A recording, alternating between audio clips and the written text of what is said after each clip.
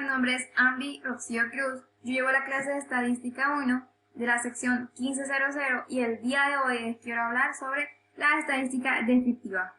Me gustaría comenzar con un concepto. Sabemos que la estadística a través del tiempo nos ha ayudado a analizar y caracterizar algunos conjuntos de datos.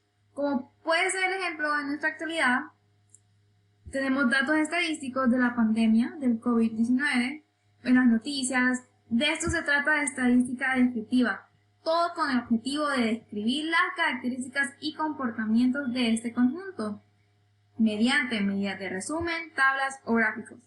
¿Qué es lo que vamos a ver a continuación? Vamos a comenzar viendo las medidas en los datos no agrupados. Comenzamos con las medidas de tendencia. Las medidas de tendencia central son parámetros estadísticos que informan sobre el centro de la distribución de una muestra o población estadística. Ok, a veces vamos a trabajar con mucha cantidad de datos, como puede ser el ejemplo. Esta base de datos podemos ver que trabajamos con decimales, son pares y dispares, no hay ningún orden específico. A esto se les puede calcular la media, la mediana, la moda y el rango menor.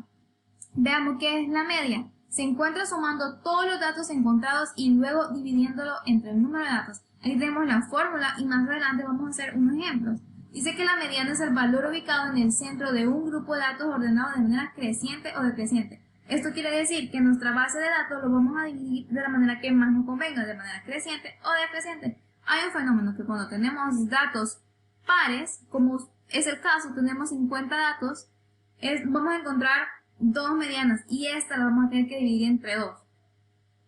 La moda es muy sencillo, es el número que más se repite en la secuencia. El rango menor, este es el resultado de sumar el valor máximo con el valor mínimo entre dos, como lo vemos en el ejemplo que está aquí presentado. ¿Ok? Vamos a poner en práctica todas estas medidas. El cuadro que les enseñé anteriormente, yo ya lo ordené de menor a mayor. Ese es el primer paso.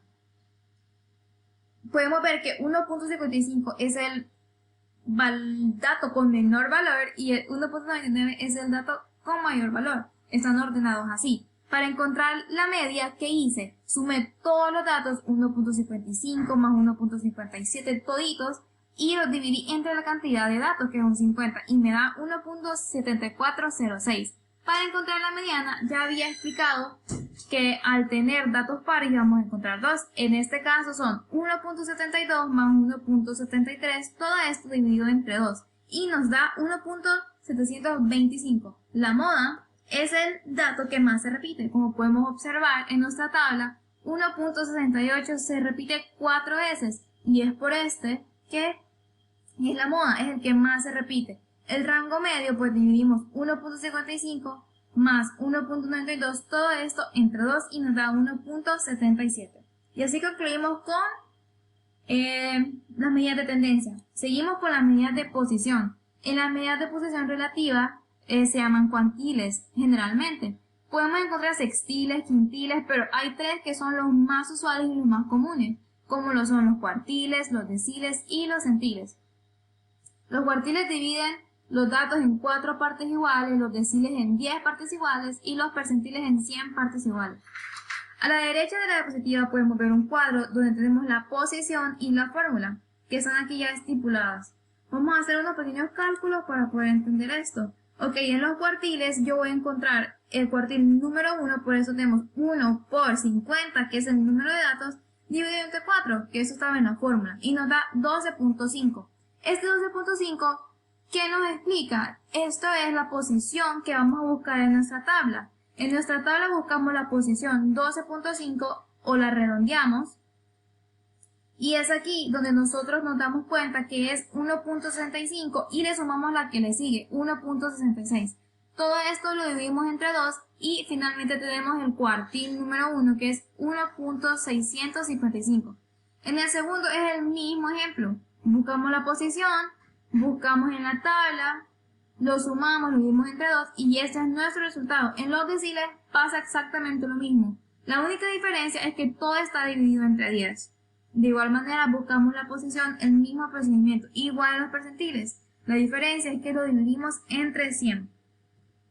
Vamos avanzando y también tenemos las medidas de dispersión. Las medidas de dispersión son números que indican si una variable se mueve mucho, se mueve poco, se mueve más que la otra, menos que la otra y sucesivamente.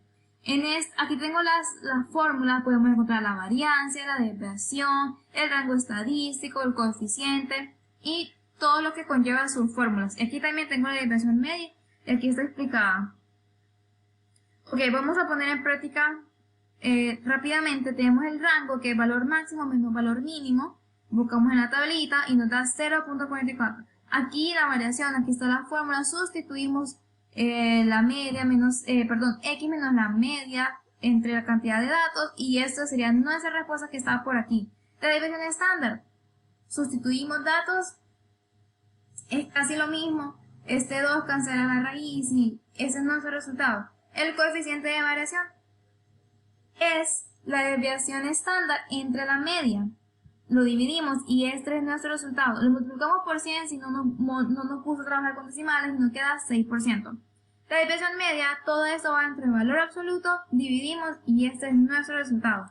Seguimos con las medidas de forma en los datos no agrupados. Dice, podemos encontrar el coeficiente de asimetría, que es una medida de forma que permite interpretar y explicar la manera como los datos tienden a reunirse de acuerdo a la frecuencia, y también podemos encontrar la kurtosis, que mide la altura y la distribución con la relación a la distribución normal. Seguimos avanzando y ahora vamos con los datos agrupados, todas las medidas que podemos encontrar en los datos no agrupados. Comenzamos con la tabla de frecuencia y yo quisiera que nos enfoquemos aquí bastante porque de esto depende de todas las medidas que vienen a continuación. Ok, vamos a comenzar. Primero tenemos que encontrar el rango, que ya lo hemos encontrado anteriormente, y el número de clases. El número de clases nos sirve para dos cosas. Uno, nos damos cuenta que nos da 7. Eso nos va a dar el número de casillas. Y también lo vamos a ocupar para la amplitud, que sería el rango entre el número de clases. Entonces sería 0.44 entre 7. Y eso nos da 0.062. ¿Cómo comenzamos nuestra tabla de frecuencia? Al primer valor le vamos a ir sumando la amplitud. Es 1.62 y le vamos a sumar y a sumar esa misma cantidad hasta llegar a la séptima casilla, porque eso nos dio el número de clases. ¿Cómo encontramos la marca de clases? Es muy fácil. Lo que vamos a hacer es vamos a sumar los dos valores de este rango, o sea, de 1.55 más 1.62 entre 2 y este sería el resultado. Y así sucesivamente con toda la columna. Para encontrar la frecuencia absoluta es muy sencillo. Vamos a ver cuántos valores hay en nuestra tablita en este rango. En este rango hay 4 valores. En este otro rango hay 15 valores.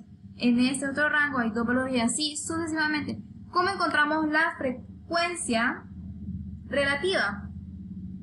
Ok, vamos a dividir la frecuencia absoluta entre el número de datos, que sería 50. Entonces, 40 entre 50, 0.08. 15 entre 50, 0.3 y así sucesivamente hasta abajo. ¿Cómo encontramos la frecuencia acumulada? La frecuencia acumulada vamos a ir sumando la frecuencia relativa y hasta llegar a 50. Y por último tenemos que la frecuencia absoluta por la marca de clases. Multiplicamos esto y este será nuestro resultado. Y es así como nosotros obtenemos nuestra tabla de frecuencia. También de igual manera tenemos las medidas de tendencia, que ya sabíamos que era la media, o aunque aquí es media aritmética, teníamos la mediana, teníamos la moda. Los mismos significados cambian las fórmulas, que ya están estipuladas por la tablita. Aquí están todos en las fórmulas que tenemos aquí, las podemos encontrar en esta tablita. Y eso está terminado. También tenemos las medidas de posición, lo mismo, los cuartiles, los deciles, los centiles, todo esto. Aquí nos explican las variables. Tenemos aquí estas fórmulas que cambian de igual manera, pero siempre lo dividimos entre 4, si se pueden ver, entre 10 y entre 100. Aquí podemos ver la bibliografía donde yo he encontrado toda esta información. Y recordemos que todos los demás temas tiene semejanzas, solo que cambian las fórmulas y la manera de hacerlas, tal vez otros procesos algebraicos. Bueno, eso ha sido todo. Muchísimas gracias por su atención. Espero que hayan entendido el resumen que les he dado y muchas gracias.